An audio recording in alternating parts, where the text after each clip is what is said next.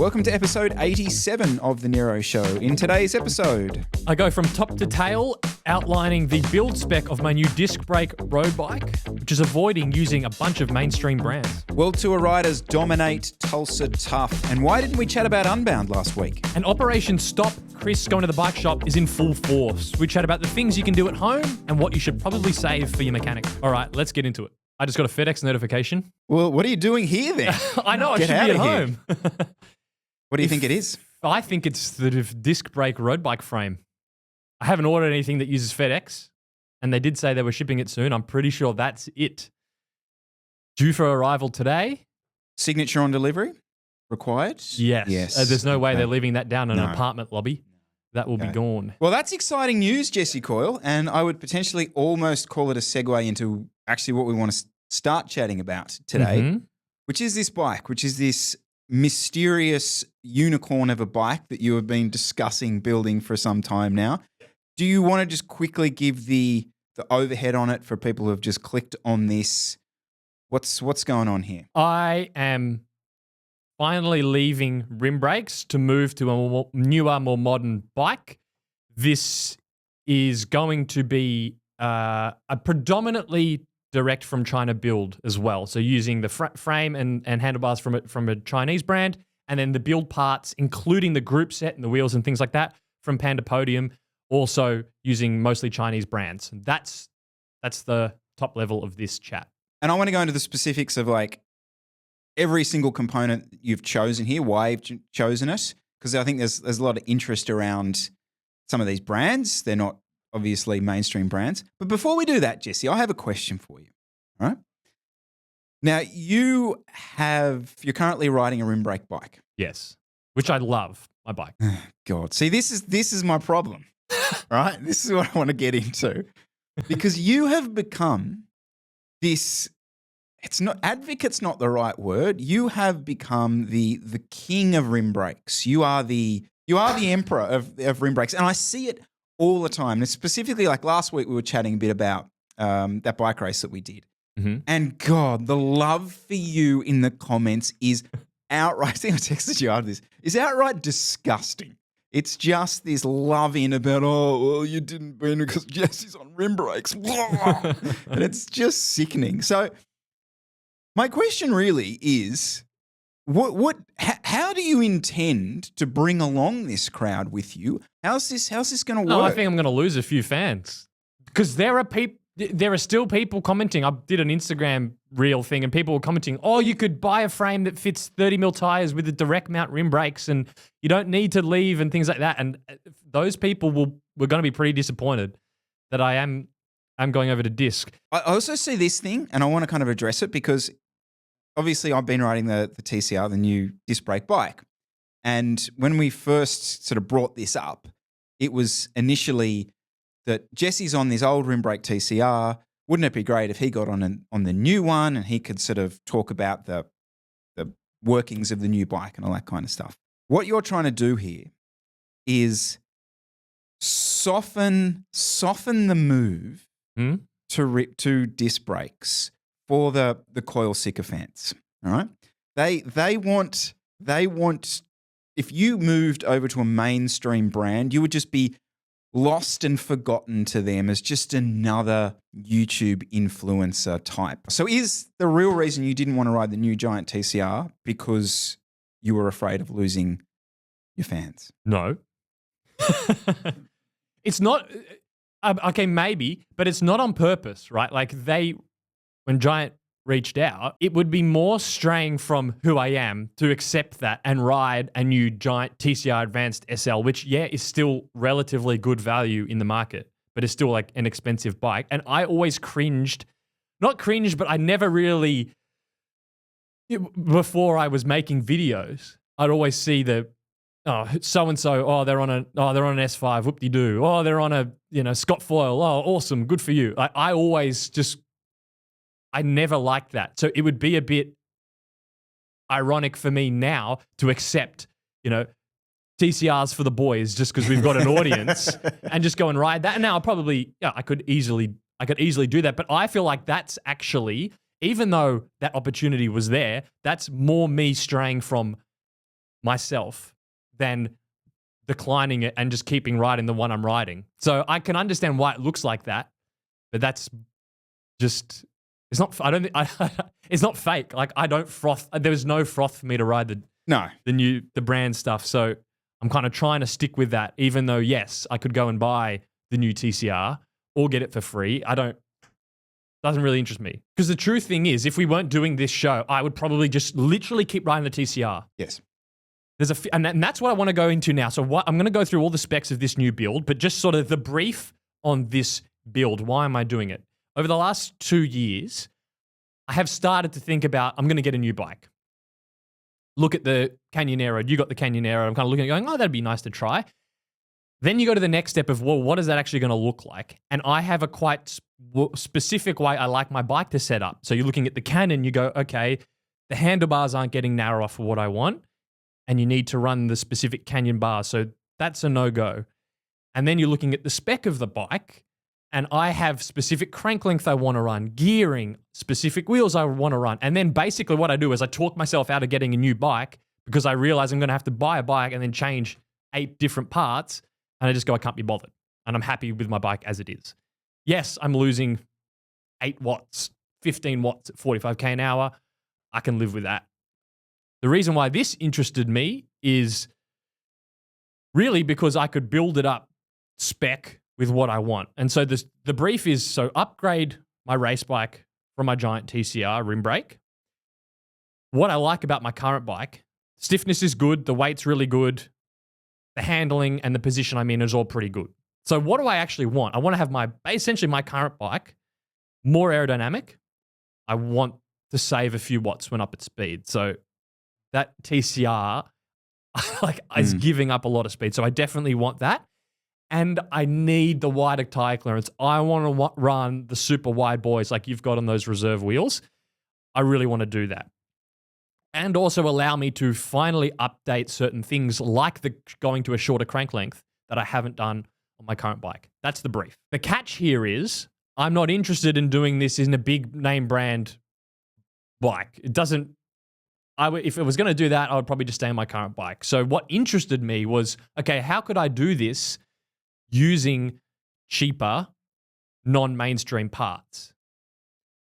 But this isn't some Trace Velo AliExpress build. I want this needs to be high performance and it needs to be significantly faster than my current bike. But the side goal is, how can I do this using non-mainstream parts? And then let's see, and then it's more of a case of let's see what the price is at the end. So I haven't spec'd this with price in consideration, although I am expecting it to come in a little cheaper than a mainstream option. That's the top level. So should we go into the spec? Yeah, but I kind of want to double down on that, because when you see a lot of these builds, normally it's more about reliability. Are these cheaper builds reliable? Mm-hmm. You need more than that. Like that's you're putting a bike through a lot more than reliable. It has to be better than your current bike. Full stop. 100%. Yep. It has to be better. Now, some of the parts are with me. Some of the parts, as I said, are on the Careers truck. Some of the other parts are coming. This will be probably built within the next week, and then I'm going to ride it. So this is probably the first chat. We're not going to circle back to this until I have some time to ride it and test it. So disclaimer, if it goes without saying, I haven't ridden any of these parts besides the chain rings, which I'll talk about. So don't go and buy it and then come and complain to me if it doesn't work. I am not vouching for any products we're about to talk about because I haven't ridden them. Going into that, frame set. What am I starting off with? It's the Tavello Arrow. This is the in-house retail brand from a larger company that manufactures its own frames. So right. Quite a common story from China. You'll have a factory or a business that produces frames. They then want to sell their own, so they create their own boutique in-house brand. That's what this is. Why have I picked this? It just looked cool. I've been testing the wheels from the sister company of this business, and they're really good. The Pertual wheels, the rim brake ones, and they've been really good. And then they said, "Hey, we got this new frame we're producing. You know, you're interested to try it out?" I said, "Yeah, Reason why is it's basically, I should have some B-roll for you because if it does come, it's basically a mishmash of a bunch of different modern race bikes. So you've got the deeper head tube, narrow also profile head tube. You've got the deep forks, slightly wider forks too, deep down tube. And then you've got the not fully aero in the back end. It's kind of like an SL8 meets a Propel meets maybe a Factor Ostro, that kind of looking bike, which is kind of what I want. So not a fully aero bike. At speed, it's going to be faster than the TCR that I'm currently on. And that looks good. And the other thing as well with this Tevelo in particular, they had a previous bike called the Attack. Yep. That was their prior model. Yep. That was really good weight. Yep. And it was noted by Patrick Lino and a lot of the other guys, Joe, China Cycling, even though he sells it. A lot of them did mention that the ride feel of that Tevelo Attack was more refined than a lot of the other cheaper Chinese carbon brands or the open mold frames. Yep. So it does look like the way when they're doing the layup and designing this frame, it is that, as we've chatted about before, that third wave frame where it should give a better ride feel than some of the others. I will say I was surprised by this. And actually, before I say that, like, I want to hit you on why you're doing these, why you're making these selections. But they are all based, as we've said last week, on reviews or specs that we've read or any of that type of stuff because, well, that's really important because that's the way a lot of people buy bikes. They go on websites, they look at the specs, they check out the reviews, they see what they can, and then they make the purchase. That's essentially what you've done here, okay? I am slightly surprised with the selection you've made on this bike because I don't think it's dramatically very different from what you currently have. This to me leans more in the one bike to do it all type category rather than the I could have easily seen you on that new Dare, that type of thing, or that Ribble thing with the especially the massive head tube. I agree.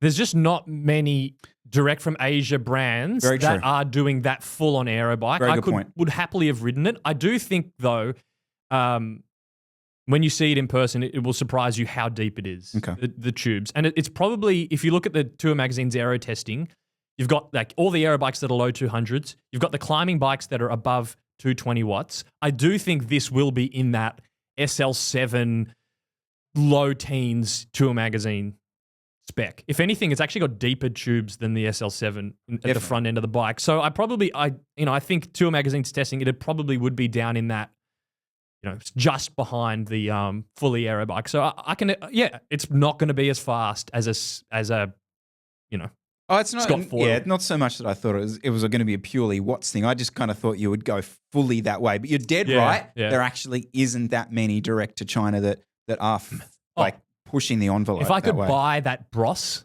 that Scott Foyle look like, I would probably do that. I just didn't see any options that would have that. So that's kind of why I've ended up on this one. What colorway, can I ask very quickly? The Dune colorway. So it's Dune. Orange and white. There she is. That's the one. Handlebar. This is also from Tevelo. This comes with the bike. And this is where you're seeing a difference between the second wave Chinese carbon frames and these ones, which is the third wave, in that the range of handlebar lengths and widths that they do in this integrated one's really good. So it's a 36 centimeter wide, 130 millimeter long length stem in integrated handlebars, which you're not going to get in most of the second wave frames. You can pick 40, 42, or 44 width and less range in the length. So there's just more options with the handlebars. Not much to say on that. It's fully integrated ones. Yeah, got nothing really to add on that. They look like pretty much every other integrated bar and stem currently available. Yep. The only thing to note with there, I am currently on 38, so I am coming in a little narrower, which if I hold my elbows in will make me a little faster. Groupset. This is the big gamble. It's the L2 ERX 12 speed, the new blue version, which is a little lighter than the older version. Okay. On this one, it's 12 speed. I feel like I'm not asking for a lot in a group set. Especially this, which is just the shifting components and the brakes. All I want it to do is be reliable, so not brake on me. and consistently shift the gears without the chain coming off. I don't need buttery Dura-Ace, crispy, smooth. I don't mind if it's a bit clunkier, a bit slower. I don't mind as long as it works. The weight as well. Now, the weight of this group set, the shifting parts, it's hard to find exactly because there's lots of different things to compare, but it is definitely lighter than 105 Di2, and I think with this new blue version, it's probably close to Ultegra Di2 in weight. So it's not super light. If anything, it's like slightly heavier, being it's a little heavier than Ultegra Di2, but that's fine. I can save weight on other parts of the frame. So I don't mind, that it's not super light. That's what I mean. So I'm not, the brakes, as long as they don't rub, they don't need to be amazingly powerful. I'm not descending the Stelvio. I'm doing some racing and riding around Sydney. So I'm not expecting one finger magic braking. They just need to not rub. If they rub, I'm going to lose it. So brakes don't rub. It shifts the gears without dropping the chain, and it does that reliably. I'm happy. Yeah. I mean, is that a lot to ask? Well, that's the $1 million question, Jesse, and that's what we're all going to be sitting here waiting to find out. I feel like it's not a lot to ask. I feel like you're in for a ride. It's not going to be this simple. And I don't want to be like fully negative on this type of thing. It's only that. So I had the Wii FSA group set for about a year, and that's all I asked of it, to be reliable, and it just wasn't. And what does reliable mean? Reliable means that it works all the time, or when you keep it maintained. It doesn't mean works for 7 days and then doesn't work on the 8th day. And that's where the gear shifting, I've never had issues with brakes, but gear shifting just suddenly would go off. And that might just be as simple as one gear shift becomes suddenly a double shift, or the shift back up, it just loses its indexing out of no particular reason, and then it needs to be reset and put back into position. And that became super, super frustrating. And look, I've had problems with GRX group sets dying. I've had problems with SRAM group sets, chains dropping. These things happen. But it's that consistent reliability that's going to, I really hope this works, because I want this to be an advertisement for a cheap alternative. Joe's pretty confident in it. Like, he sent it out. He said, he's sending it for me to write. And if it doesn't work, we're going to sit here and say it doesn't work to the audience. So he backs it. And that's what I'm here to do, to write it. And I would argue that I don't know what testing they've done or who they've given this group set to in the past, but this is the most testing it's ever going to get. Okay. Like, this is, we're going to be racing a crit, and that thing's going to be shifting the track under.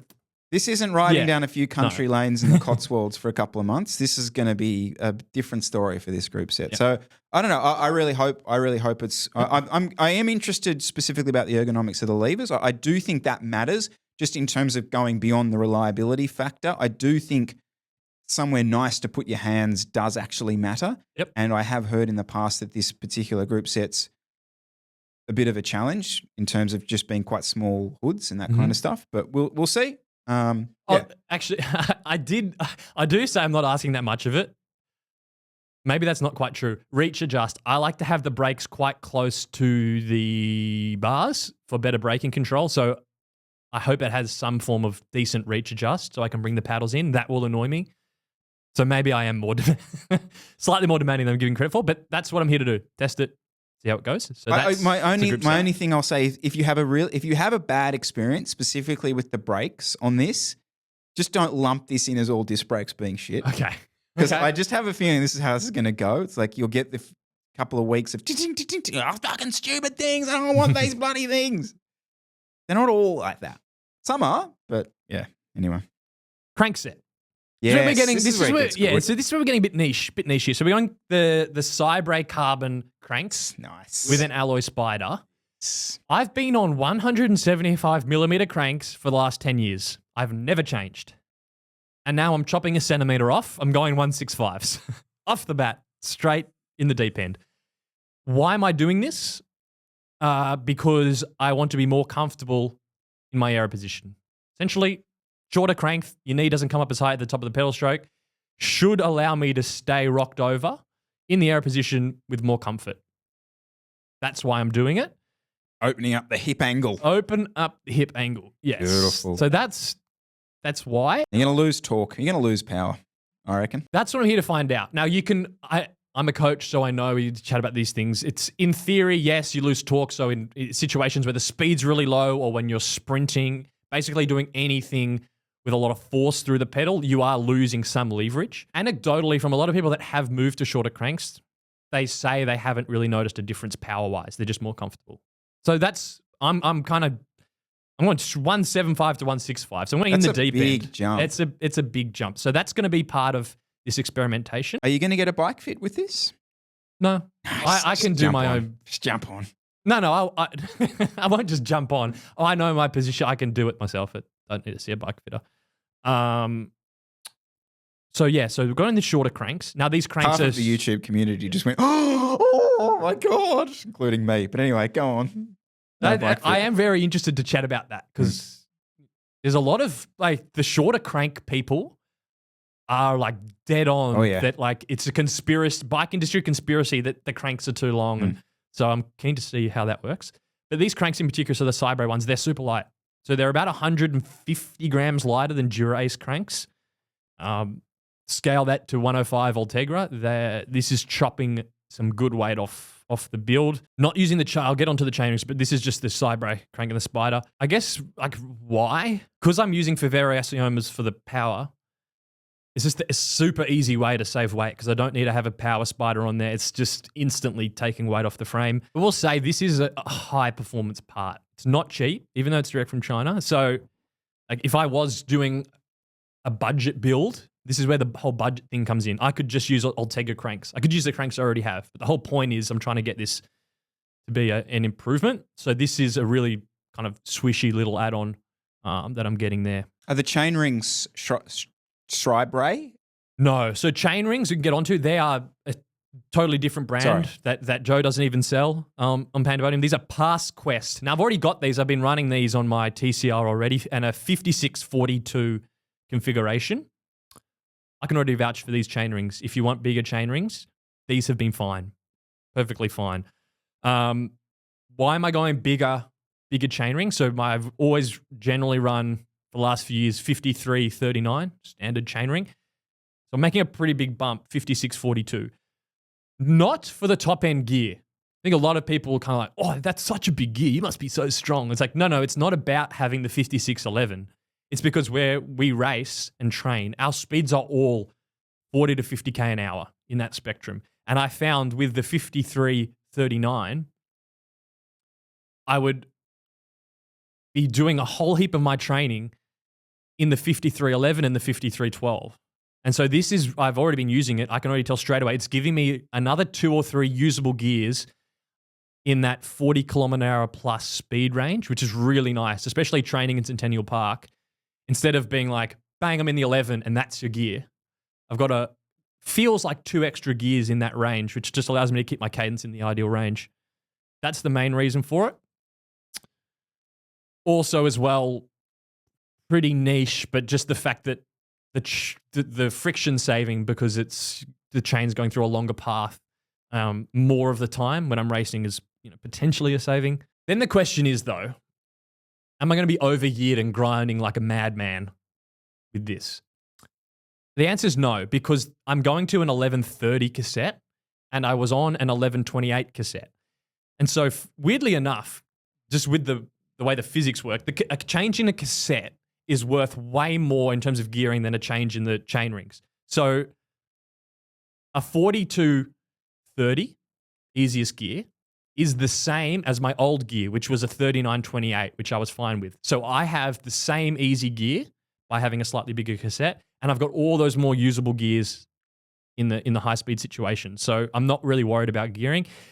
It's just a bit more of a pain in the ass for general training because you quickly find on lumpy rolling hills, traffic, lights that you're up the back of the cassette. So I'm having to shift into the small ring more often. That's it, pretty much the only downside. In terms of the actual chain rings, the front shifting's fine. It's not Dura-Ace new SRAM red, super buttery smooth. You do have to back off the power a little bit. I don't care. I think it's fine. It still gets in there. The chain's not coming off. We raced it the other weekend. I was going into the little ring to go up that climb on the return home, and it was fine. If anything, actually, the chain rings feel stiffer than the Ultegra ones. I don't know if they actually are stiffer, but because they're solid, you know when you're in the lights and you tap your foot, taking tension on the chain rings, if you do that, it feels less hollow. It feels more solid. Yeah, interesting. So I kind of enjoy that feeling. That feels more solid, bit stiffer. And that is the chain rings. Again, this is they're probably going to be heavier because it's a solid aero looking chain ring. But again, this is probably a high performance part. I could just run the Ultegra cranks with the Ultegra chain rings, and this whole spec would come in quite a bit cheaper. But that's the chain Is that rings. L2? Is it an L2 rear cassette? Oh yeah. Sorry, am I The jumping cassette, ahead? no, well, you're carrying me through Okay. pretty well because the cassette, the next part, this is another Joe little upgrade. I was just going to run an Ultegra set. He said, no, run the cassette he sells, which is the in-color Zoni 11 to 30 range cassette, which is, again, just another easy place to save weight. So it's 90 grams lighter than an Ultegra cassette Holy crap. and 25 grams lighter than a Durace cassette. And it's actually cheaper than a Durace cassette. It's not cheaper than an Ultegra cassette. So, yeah, I could just run an Ultegra cassette, but this is, given that the wax chain too, the friction's not that high, so I'm not chewing through cassettes. The cassette's a pretty long-term part, and he said he says the shifting is good. It's just basically you're just saving weight. So between essentially the cranks, the side brake cranks, and this cassette, I've taken out 200 actually more than 250, probably 350 grams compared to an Ultegra level spec just from those two changes, which is pretty cool. And you could potentially go to an 1134, I imagine. Do they do an 1134? They do. I don't know what the L2 rear derailleur can thinks fit, of that. Okay. But I don't need, for me, I don't need, a super easy cassette. So yeah, in color Zoni, 11 to 30. Now, what's the shifting going to be like? You got an L2 rear derailleur with an in color Zoni cassette. Is that thing going to be skipping around? L2 train? That's the test. Chain, sorry? Chain will be Ultegra. Okay. Yeah. Wheels, the CRW 6575s, the deepest wheels that craft racing wheels make. These are like Goldilocks. I don't understand these wheels. And that's why I want to test them because on paper, they don't make sense. No, I know. Okay, for those that aren't wondering why, they're super deep. So 65 mil front wheel, 75 mil rear wheel. They're wide as anything. That front wheel is like 34 external. I've got a 30 mil front tire on there, and it's measuring 32. So the reason I picked these is because I wanted to kind of future-proof myself, and Chris really rates the reserve wheels, which are really wide, and the wider tires. So I kind of wanted something that was getting close to that. And they're still somehow, given the depth and the width, they're like 1435. It makes no sense to me. They're lighter than pretty much every other name brand. They're lighter than the DT Swiss. They're lighter than Envy's almost. I think they're like a few grams lighter than Envy's. And they're deeper. And I don't know. I don't know how they do it. I don't know whether that's good or scary. Yeah. Like, that is so light for a wheel, 70 mil rear, and you're still getting it in 1,400 grams. And hooked. They're not hookless. Hookless where saves are weight. they finding those weight savings? Wow. Yeah, I mean, fair play. Like, to give you an example, I think so the reserve ones that I'm running, which are the 5361s or whatever they are, like, they're closer to 1,600 grams. Yep. So, yeah. Okay, question marks on this. What's the durability like? Because they're super light, wide, deep. You're kind of going, is there issues? I mean, the reviews are pretty good, but I'll be adding to that body of testing. Other question for these as well. Someone also commented this on Instagram is like, have they seen a wind tunnel? Because the DT Swiss in collaboration with Swiss side, I mean, we know they're deep and wide, but what's the aero drag on them actually? Now, I've got no way to test them. But as part of my new bike package, which I'll be comparing in speed to my old TCR, I'm hoping that they are really quick, but that's the other consideration is, they're light, wide, and deep. But is there some aero trickery in the rim profiles that makes them potentially not as fast? We'll have to anecdotally see just through my writing. Out of the build, I'm very excited. I'm very excited for these wheels. I also do at one stage want to get you on them too, to do some comparisons. Even put them on the TCR, or just get you riding them to see how they compare. Because you're kind of looking at it going, it seems too good to be true. So I'm interested, given you've ridden a lot of these other wheels, to compare. Yeah, I'm super keen. And so you're putting 30 mil tires on those then? 30 front, which is measuring 32, and 32 on the rear, which is measuring 32 and a half. Yeah. I've skipped like 5 years of technology. And that's what I wanted to do on this. It's like, I had a note here that this is a high performance part. I could save money. I think these wheels are $1,700 US or something like that. Like, they're not budget wheels. You can get $1,000 US, $1,100 US carbon wheels that are fine. They're narrower, they're heavier. But yeah, if I was doing this as a budget build, I could get some, 9 Velos or something like that. All right, quick word from today's show partner, Bikes Online, your one-stop shop for all things bikes. So Bikes Online have a load of brands that you know and love, such as POC, Wahoo, 100%, SRAM, Laser, and of course the Polygon brand. JC, you've been sniffing around the site. What is on there at the moment taking interest? To me, the Polygon Tambora G7 stands out. Available in the US and Australia. It's 3,000 Australian dollars. Carbon frame. Comes with wide carbon wheels, ready for gravel tires. Up to 45mm tire clearance. SRAM ABEX 12-speed group set. And just, if you have a nice road bike and you ride in the rain a little bit, you want to keep it fresh, you want a nice backup bike to do some training on, get around on, this is just an unbeatable deal. Just to finish up, Bikes Online do a 5% price beat guarantee. They do 30-day free bike returns in case you're not 100% happy with your purchase, and free shipping over $79. Guys, I'll put the links to all the products we discussed in the description down below. And thank you very much to Bikes Online for supporting today's show. Okay, let me run through some of the others just quickly. The saddle, this is where I have gone AliExpress. The saddles on AliExpress are a joke. This thing is 160 grams. It's probably lighter than any other name brand saddle. It costs $65 delivered. Carbon frame. It's got the 3D printing material. Yep. It's the same shape as my Pro Stealth. I did an Instagram reel on, and some people were saying that concerns were it can be a bit too grippy, that material, and maybe it'll wear out my bib shorts. And also that when you're sitting on it long enough, you can feel the honeycomb material through the chamois. So actually, if I could go back, I would probably order this brand, Riot. That's the brand. They do one that has a smooth, regular saddle topping. I'd probably buy that one. I regret getting this honeycomb one from those comments. But again, another test one. Pretty easy one. And then I have gone some regular parts for other places. The rotors, I bought Dura Ace rotors. They're from some of the sites in Australia. They were from Caish or Pushies, actually. I think they were from. Like, the prices are so cheap. You can get, I could probably go full Trace Velo, AliExpress ones for like $6, but I was happy getting some Dura Ace ones. Tires, GP5000, tubeless. They're already set up. And Ultegra chain. Pretty standard. That's the build. So sticking power, you're sticking with the Faveros.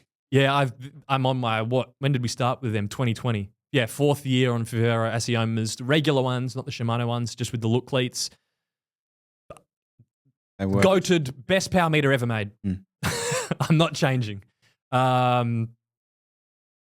no, I won't go. I guess I could go. I can build the bike exactly how I want it, and I've still got accurate power. It's just such a good solution. I just have there's no reason for me to change them. I'm still got one. When we first got on the Asiomas, I bought 2 sets through the team. One of them is still running. That's what I use on the gravel bike. The set that I have now on the road bike that I'll be going on is a new set after last Barrel Classic when I clipped my pedal. Oh, that's right. On the gate and it snapped the thing. I just bought a new set, so I want the new set. They've all been, the accuracy is like, they're all in line with each other. And that's even the new set and the 4-year-old set, which has just been thrashed around on the gravel bike.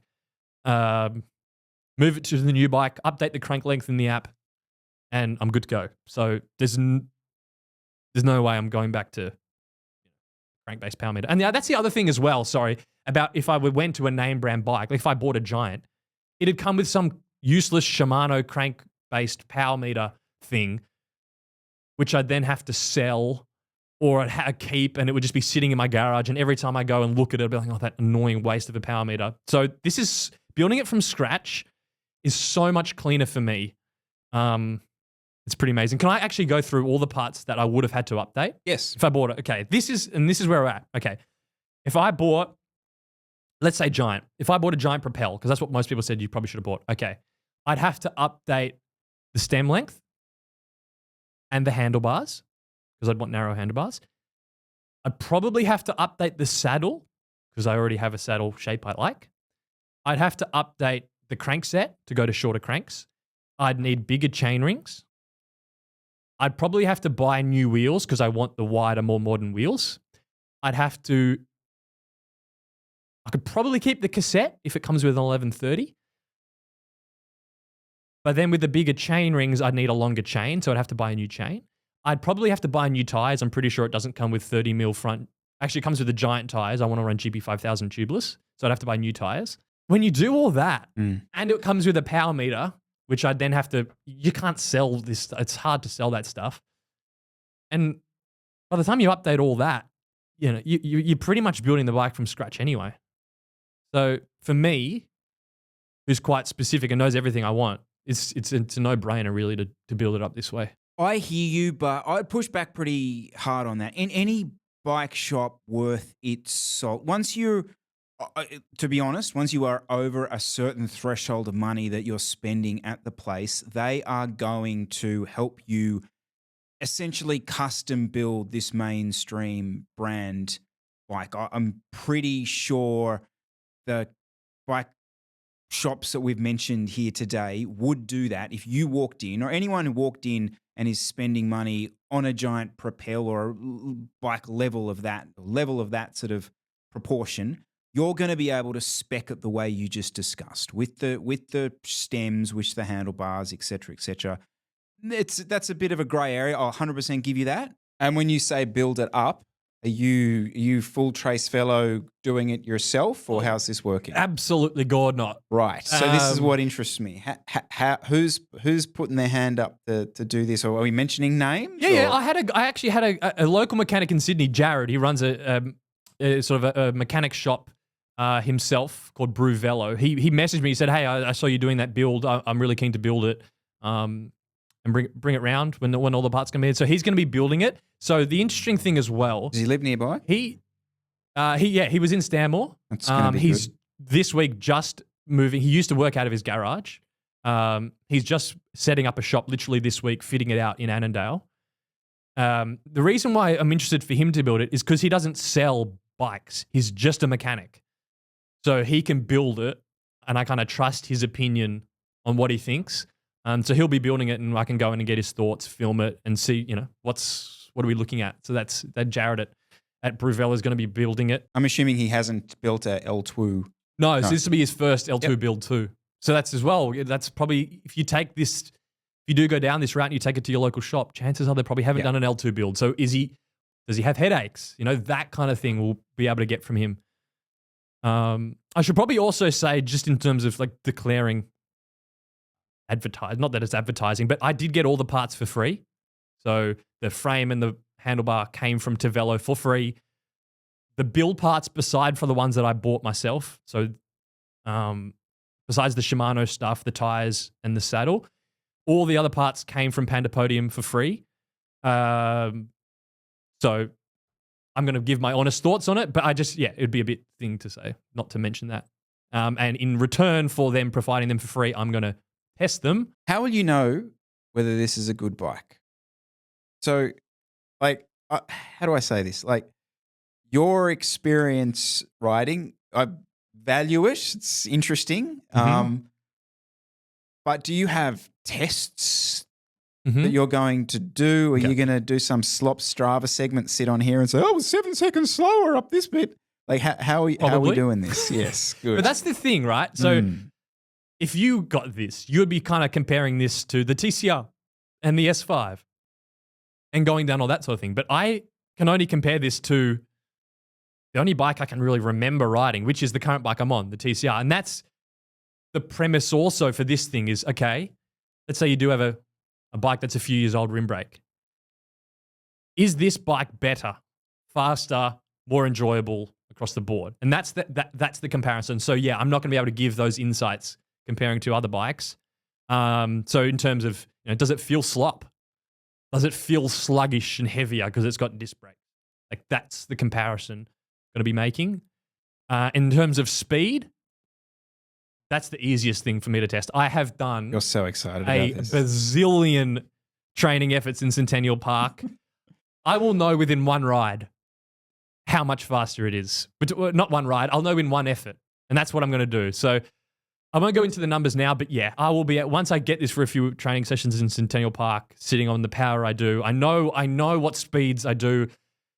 So we'll be able to say roughly how much faster it is. I'm expecting it to be a lot faster. If I get on this and I do my zone 4 efforts and I'm kind of going, oh, maybe it's, 0.5 km/h faster, I'll be really disappointed. With these wheels, with the NERO tweaked frame, with the narrower handlebars, I'm expecting kilometers an hour faster Absolutely. at my 350, 360 I mean, watts. I would argue you have built, or you are building, a road bike time trial bike. I mean, really, when this comes up, it's going to have these enormously deep wheels. It's an aero-focused frame. It's going to have pretty narrow handlebars, especially for someone of your size. It's going to have massive, massive gearing on it. I mean, I could easily see this going up the M1 or the M2 or whatever the A1 or the A2 is in the UK on one of those road bike time trials. It looks to me like that. Mm-hmm. I feel like you're going to absolutely be blown away by the pure straight line speed of it. That doesn't interest me. I'm kind of interested what you feel like it is going in other parts, and even just generally riding it around. What it's going to feel like. Yeah. Should I mention the cost of what this build is going to be? Yep. If I was to buy this, the price of this build in US dollars, not including it getting built, would be $5,475. In Aussie dollars, about 8,200. That's equivalent to pretty much the price in Australia of a Propel Advanced Pro Zero with Ultegra. That's interesting. Now, we don't know what the weight of this build is going to be. That's where I'm also is this going to be 7.2? Or somehow it's chunked out and it's 8? That's still the question mark. I think the price, given that I kind of built this not really caring what the price was, I just wanted it to be quick. I think that's pretty good. And especially if I bought that Propel and had to change all the parts over, it'd be way more cost than that. Plus and the reason why I didn't include the build cost was because, well, by the time you're swapping over handlebars and stems and rebleeds and chain rings and doing all that, readjust the front derailleur, okay, it's not a full build, but there's a mechanic cost in that as well. So it kind of comes out in the wash. I think price-wise, that's pretty good. And also, just for comparison, if I did the more budget spec, so downgrade the wheels, downgrade the crankset, downgrade the bottom bracket. I didn't mention the bottom bracket. It's a Cybrae bottom bracket. You could just get a Shimano bottom bracket. I could get this down to sort of $4,500 USD, Yeah, right. which would be 6,800 Aussie, that's cheap. Yep. So that's what you're kind of looking at when we chat about this in the future. That price is sort of a $5,500 bike. Yeah. US. I mean, the reality is that the frame being $1,800 US. I mean, With the handlebar. With the handlebar, that's such a low starting point. You're going to, yeah. People will say, we're not going to go down this discussion here, but people will say that's expensive for a Chinese frame set. So that's the pricing. And I guess when we chat about this bike in the future, We'll just have to reference that pricing because that's what you're going to be doing. Oh, no, I'm excited. I'm looking forward to it. So we'll watch this space and we'll be getting ride reports within the month, do we think? We'll see. Yeah. Okay. All right, good chat, Jesse. Good chat. Well done. Looking forward to all that stuff. But moving on, Tulsa Tough. Well, lots of different events this last couple of weeks, so I want to sort of backtrack on. There was. Tulsa Tough in the US, crit series eventy type thing. Like from my perspective, I find it kind of interesting because it's been live streamed on YouTube at a kind of interesting time, and it's kind of interesting to watch it play out.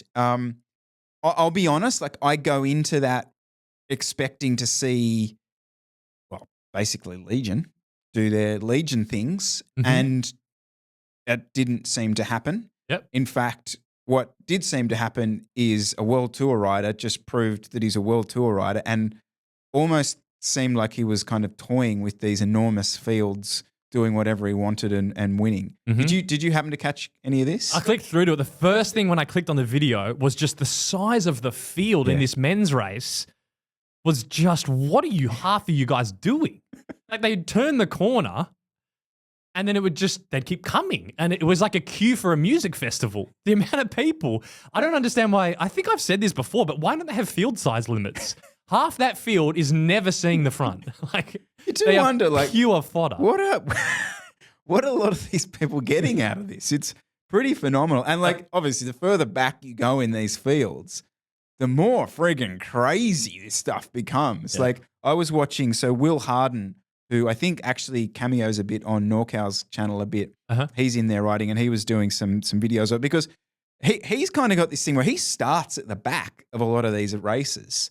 And I find them fascinating to watch. He's like, oh yeah, I'm going to move up. I'm like, so moving up essentially just means dive bombing the shit out of everyone. And it's like this dive bomb fight, just left turn after left turn after left turn going around. But just watching this is just, it's like watching racing from a different planet, half this thing.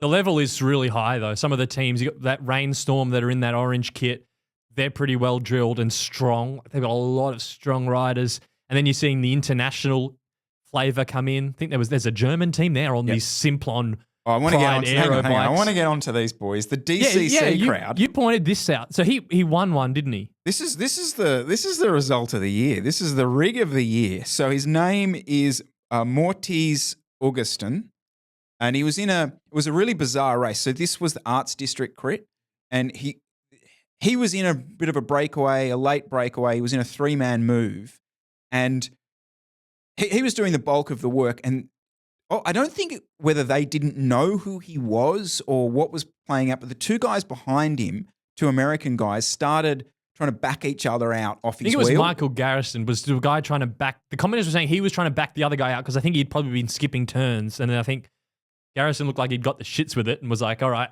we'll play some games. And you rarely see a race where the guy's backing it out, like they both back each other out. Yeah. Normally someone bites. No one bit, and Mortiz just rode away. Now, I don't think once that bloke gets 15 meters, I mean, he's got to be going on 85, 90 kegs. Like he is, as far as I'm concerned, the biggest rider I think I've ever seen win a bike race at a high level. Like, legit human. Not to mention the fact he's on the world's fastest bike. He is on the world's fastest bike. Yep.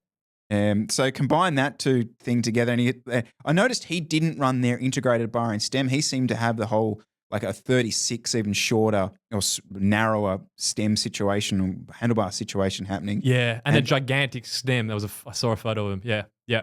So that's what I mean. It's really cool. You get these international guys in that are good in their own countries come over. I think he's come over with his team too. So the level there, and they're dialed in crit team with all the gear. It's pretty sick. Yeah.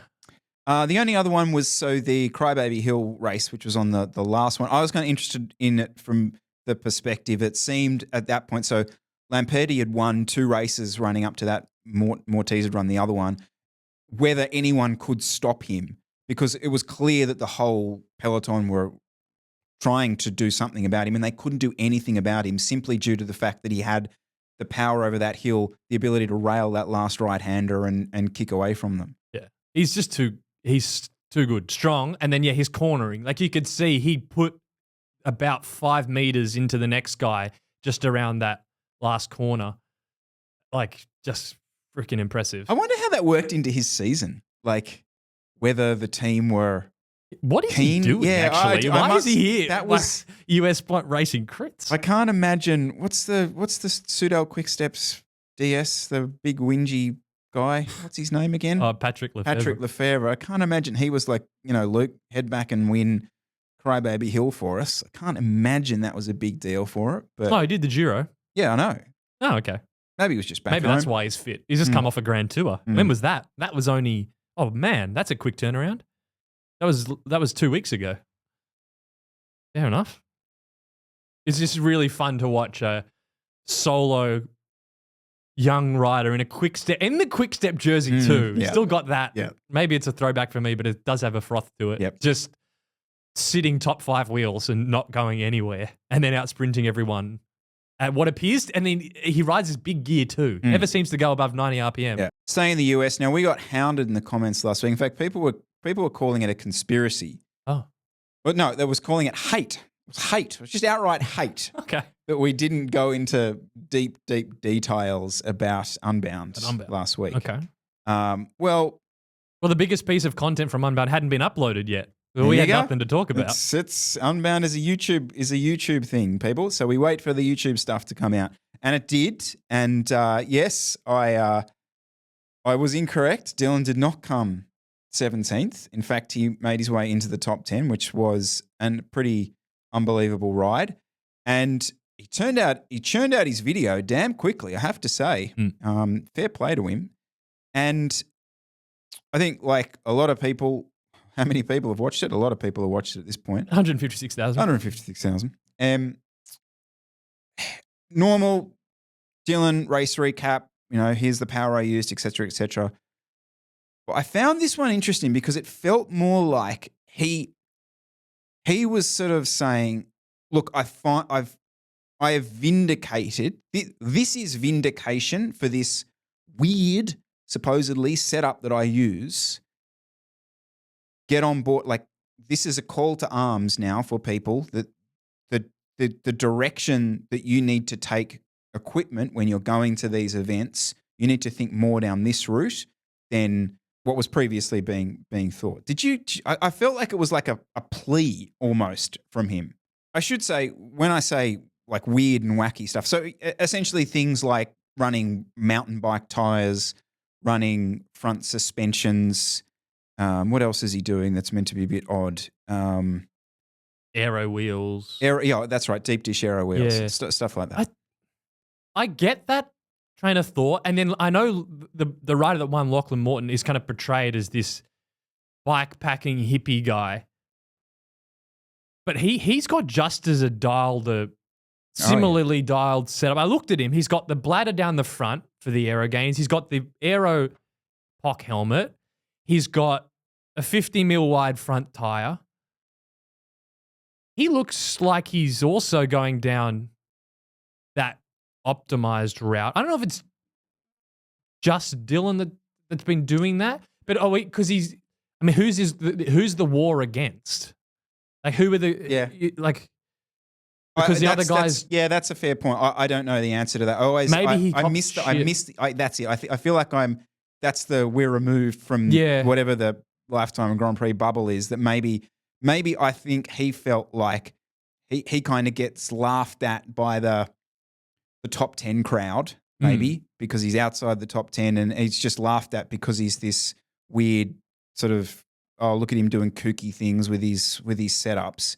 And I think this is obviously not personally having a go on him, but like it seems like now that he's vindicated the setup with a performance, that it's like, hey, take notice of this. And he's kind of saying it himself. It's like he feels like he should be, selfishly, he should be keeping this stuff secret. Yeah. He's found some secret training solution. I'm not going to tell anyone that it's working for me, but he's doing the opposite. And he's saying, hey, look, I'm not that good, but this stuff's making me faster, making me more competitive. He has spilled a lot of things, especially around the second part of his video. He went into how he's heat management protocol and what he's doing with the water and things like that. I mean, a lot of people, if you don't tell them to do it, will never realize, and they'll just every race will overheat, and it might take them years to figure it out. So I will agree, he is giving a lot of secret sauce stuff in there.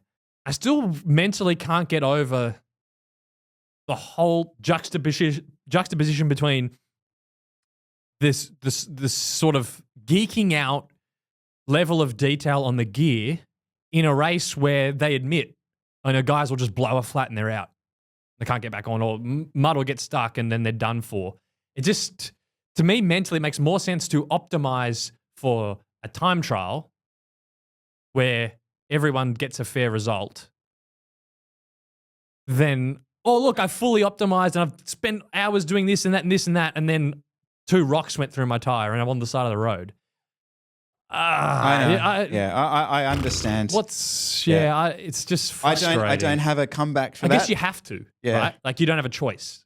Having traveled to the other side of the country and have exactly that happen in a gravel race, it's beyond frustrating. The only thing I will say is that I imagine what he's feeling, like the level of satisfaction you would have when not only physiologically your ride comes together, but equipment-wise, support-wise, it all comes together. Like you remember, like we used to have guys on the team who would like spend their training was so optimized and just like were so careful about their training and so committed to their training, and yet they would turn up to race day with a piece of shit bike that they might as well have just come from a slop shop that they've taken no care of. Mm-hmm. And you just look at this and go, well, you're spending all this time and energy and money on your training, but your equipment, your tool,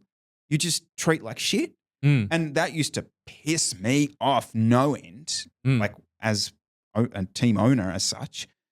So I imagine like in the privateer world, because a lot of this really is privateer, that the satisfaction of all that coming together, because you're spending so much time thinking about this. I went on a gravel ride on the weekend. I can guarantee you 45% of the time we were chatting, we were talking equipment, we were talking gear, we were talking optimizing all different types of things, gearing, tires. It's just the chat, you know? And it's why it's like crack cocaine for YouTube. Because, you know, you can sit here and we can sit here and try and talk about how Filippo Gama is optimizing his time trial, but it's not like it's operating in the absolute margins, whereas this stuff is operating in maybe there are big gains. Like Dylan's making it pretty clear there are big gains to be made. If you don't get a flat in this bike race, you go from finishing 10th. Well, you finish 10th to outside the top 20 if you do have a couple of flats. But wouldn't the frustrating part as well be in the sense that the risk of a mechanical or a flat tire is so high, in that you have guys that are willing to risk it and, let's say, run a faster tire, thinner tire, and they'll be going faster than you or saving more power than you. And, okay, let's say 10 good riders do that. Half of them flat out, and you go, ha. But then the half of them are actually getting through the race easier than you, and you've got your more puncture resistant setup, but you know mentally that that's slower. But there are a few guys that are going to get away with it just from sheer dumb luck. Like, that must also be a really frustrating part of the equation where you go, do I just, next year, do I just run the thinner casing and just risk it? Yep. And then maybe I get a top 5? Yep. No, that's a great point. No, I do think like the adrenaline rush or the thing would be different. It's not like if you're in a road race and there's a guy off the front and he gets a flat, at no point do you think, like, you just sort of think, oh, ha, like, I'm going to beat you now, rather like, but I don't initially think, oh, well, you were running less puncture resistant tires, so therefore this is payback for that type thing. So It's just a different mindset, I suppose. Can I just quickly mention something? So we have mentioned Ben Delaney a bit in the past. I do like his style of reviews because they're very much normally pretty experience-based things. However, he put one up this week where he's ridden Unbound. Now, I think in fairness, he maybe only did the 100 mile, right? Oh. Soft. So he does the 100 miler. Mm-hmm. And from what I can gather, basically finishes, puts the bike up on the stand, gets the camera all set up, and films his whole thing in his kit, in his gear. Oh, he has two. Oh, dear. Ben, you've just done, I don't know how long that particular event took you. I'm going to suggest that may have taken him six hours, maybe 6 hours, 7 hours, something like that. Filming this, he was probably in the kit maybe an hour prior to this. Get out of your kit. We don't want you in the kit anymore. I know maybe you've got a sponsorship with Castelli or something that you're promoting their gear. Wear their gear, their friggin' after cycling gear or something. I was very, very concerned for what was going on in your chamois after the event. Please just shower, go out, and then I know you want to get the thoughts straight out on camera. Fantastic. Love that about your channel. Please have a shower post-ride and then jump on camera. Might have been on a bit of a caffeine high. Oh, I've you seen think? Chris Miller after a post-bike race could come straight into the studio. Straight in. Rip in. So here he is, tyre plug section. We filmed the whole thing. Oh. I watched it just in case. But that's the other interesting thing is because it's so long, like getting a flat and I had to chase back on at 300 watts for 5 minutes and I was back in the group. Kind of interesting. It's such a foreign thing that, okay, I wasted energy, but I'm back. Yeah, all right. Well, it's like the whole thing with Dylan carrying the extra water bottles and taking on all these things. It's all just the game. It's this game of logistics.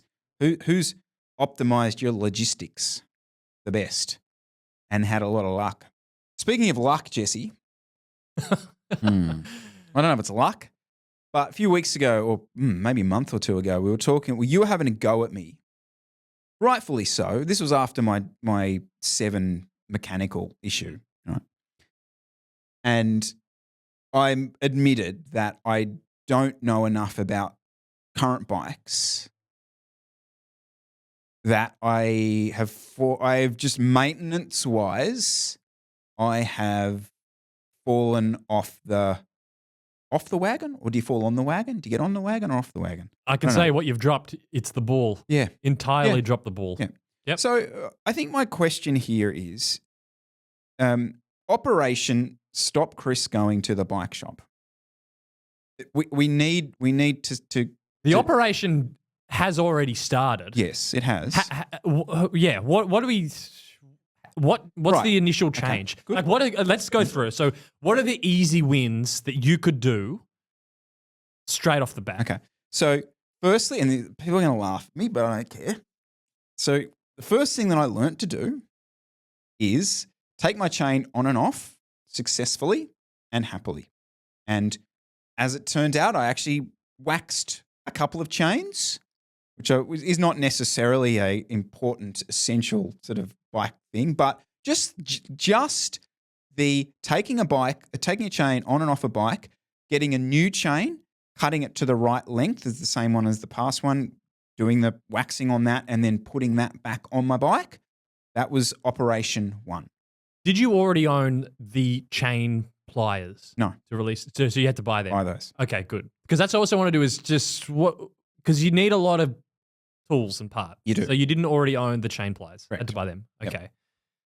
Then you also, the waxing stuff, you had to buy the wax pot. You put the strip chip in and you did the waxing. Correct. Fine. Cool. All good. So that's something you would have ordered the chain from the chain guy. You're off to the bike shop. Can you put the new chain on? Correct. Easy win. Even just for cleaning the bike as well. So being able to take the chain off and clean the derailleurs and all that kind of stuff. Just that simple maintenance step has something that I haven't snapped the chain since. So it seemingly, because that's always my thing. I was like, oh, I'm going to do this wrong. I'll be out at West Head and the chain will snap and I'll be like, fuck this. I never should have done this. I should have just bloody taken it to the shop. No. it's all Super, right. like once you learn how to do it, dead simple. Yep. So Do you have a chain measuring tool? That's the next thing. no, I don't. Okay. So how are you going to know when your chain's worn out? It'll start making noise. Incorrect. So you're going to need to buy a chain checker. So you can know when it's at 0.5 wear or 0.75 and measure it. Otherwise, you got no real way of knowing when you need to change the chain over. They don't cost much. Highly recommend it. They're essential to do that. I don't know what you do for SRAM chains. I'm guessing there's a SRAM version of a chain wear checker. I don't know how you're going to go down this route without. Okay. Because your parts will start wearing. Yeah, but I'm pretty with chains. Like I tend to just run them for 3 months and change them because I don't run. When I said I'm doing the chain waxing, I'm not like doing the thing. Some people like have 3 or 4 on the go and they just change them through all the time. Mm-hmm. I just tend to run it, look after it for 3 months, and then put a new one on. Okay. That may not be the case with the new SRAM one, which is pretty expensive. But we'll see. I also, just to mention, have been doing the same. We did a segment talking about the chain waxing. I still use that for the initial wax, the strip chip in the pot. I can't be bothered taking the chain off and redoing the immersive waxing. So I have been using the Silka's drip lube thing in between. So I think you're doing a similar. I'm doing the same. Yep. Yeah, if we were doing the immersive waxing, the chain would probably last longer. But I gets to the point where it needs rewaxing and I just go, no, I'm drip lubing. I can't be bothered. Yep. So yeah, there's that. Now, that's the chain. What's next? Brakes. Do you have any of the bleeding paraphernalia? The little cups that go into the hoods, the mineral oil? No. Even I've got that. No, you don't have that. Okay. That's the next. That is the next step. Bleeding your brakes isn't that hard. The only thing you could argue is that because you don't need to do it that often once they're set up. So I could kind of hear you go, well, they're only really going to be bled if I'm changing a part, in which case it's probably going to go to the bike shop anyway.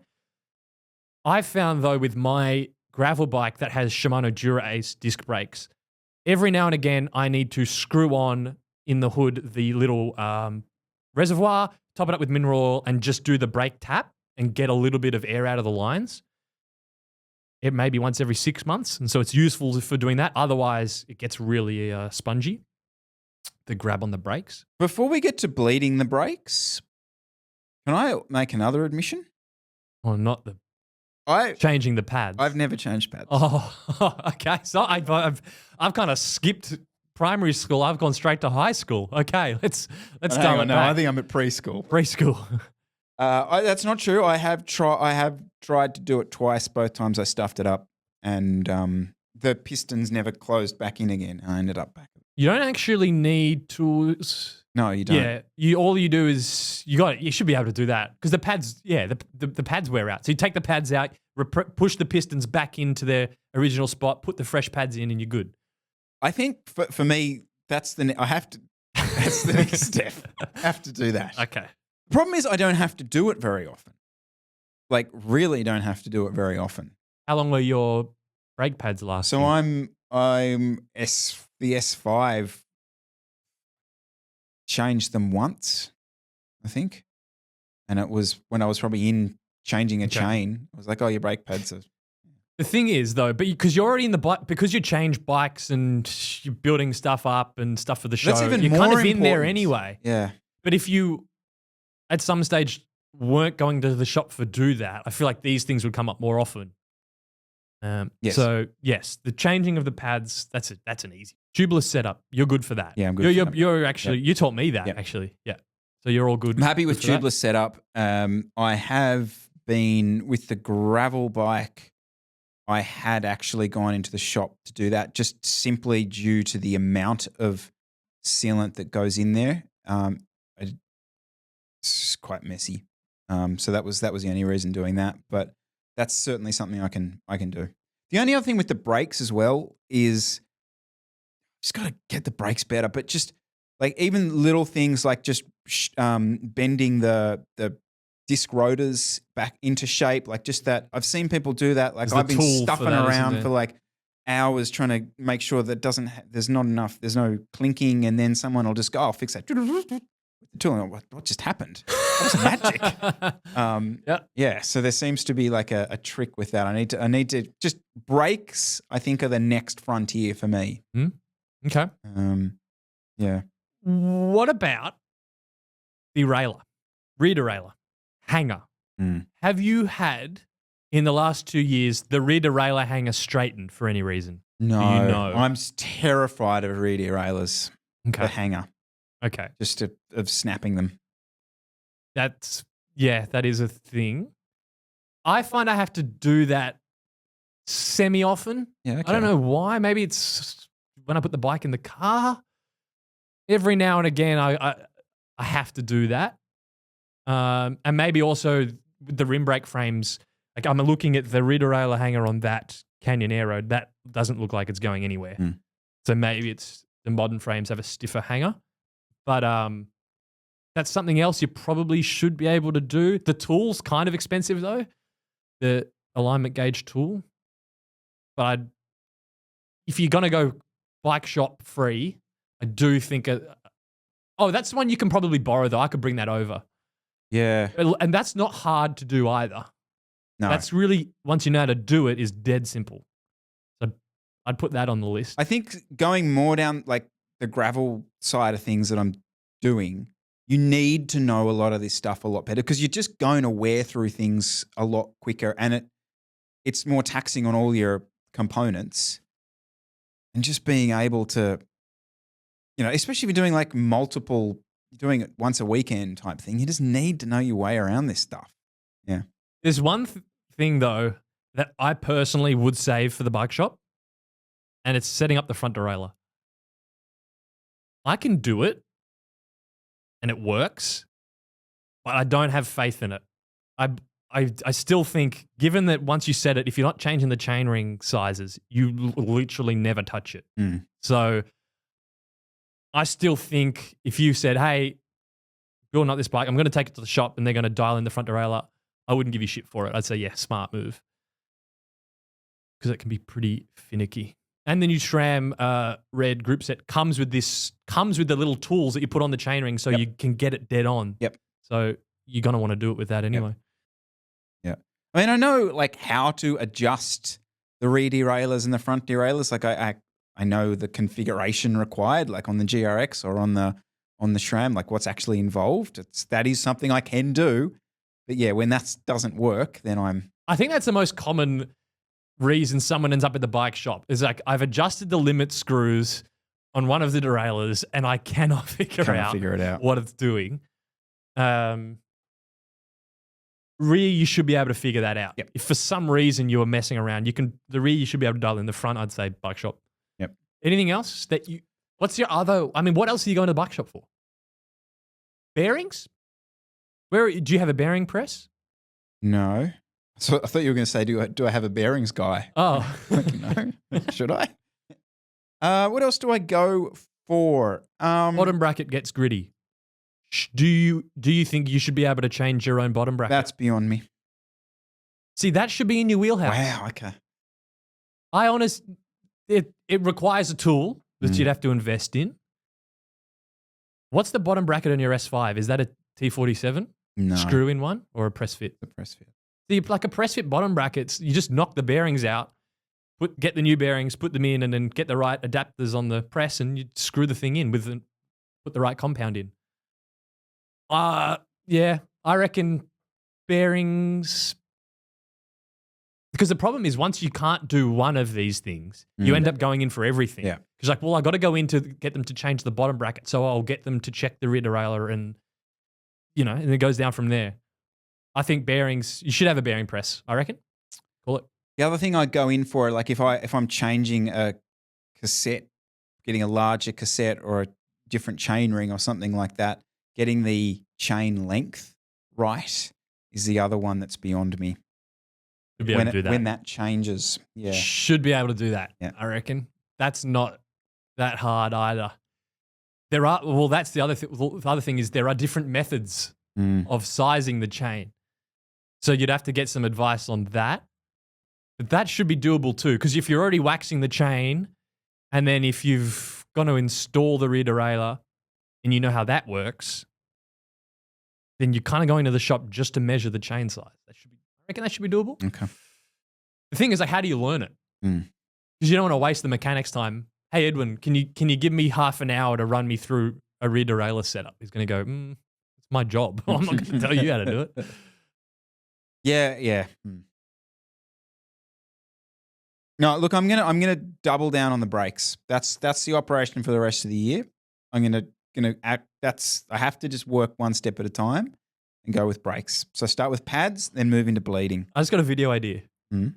I come in and like totally mess up a part of your bike. Oh yeah.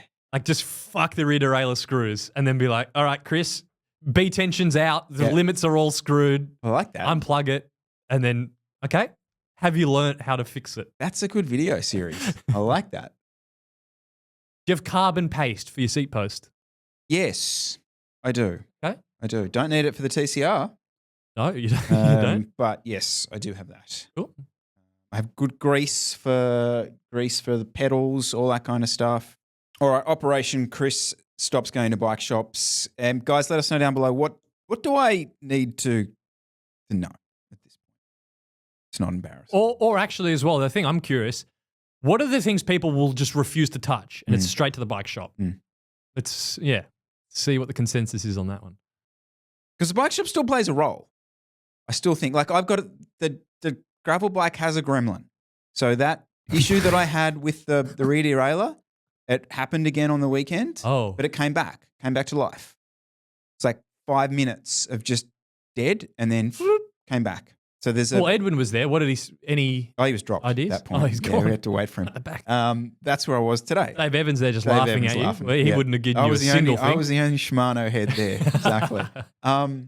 So there's a gremlin in there and it's probably a loose wire or something that's caused it. But Okay. yeah, so there's deep service happening there. Did you see this finish of the women's? Oh, yeah. I had a good chuckle. What is it the most embarrassing thing you've ever seen on a bike? Yeah. Like on so many levels. It's 10 times worse than an early celebration and then you lose. Did you know what was going to happen when you saw the replay? It was a spoiler because I saw it on Twitter and Benji had said, what's her name? Sits up for a teammate to win and then they get out sprinted. I think it's Loretta Wiebes, isn't it? Who'd won. That was Kopecky. That's Kopecky, wasn't it? Yeah. Because when she started looking back, I thought she's like, oh, I've had a mechanical, like something's up. But legitimately breaks. Mm-hmm. So because her teammate was leading at the sprint and looked like she was going to easily towel that one up, and she's just started to come out of gas.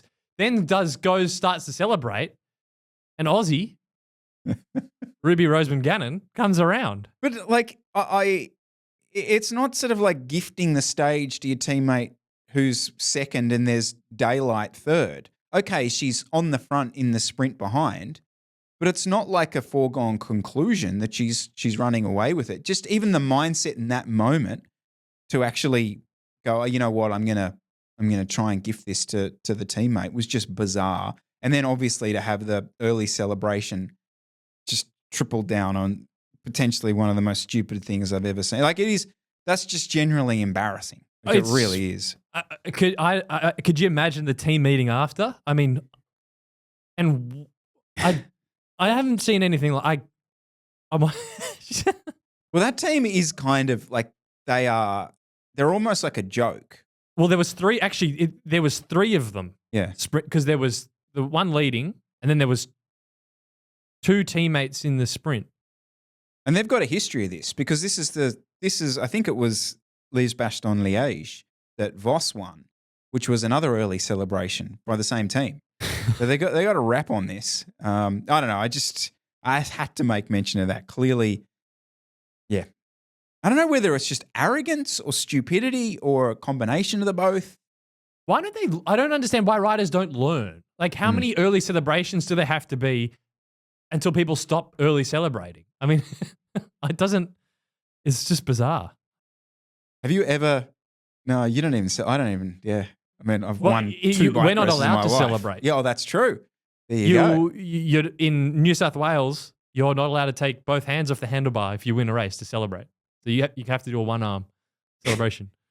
All right, Jesse. Yeah, look, we had some really sad news during the week. We referenced the incident at the end of last week's episode. The worst case outcome occurred.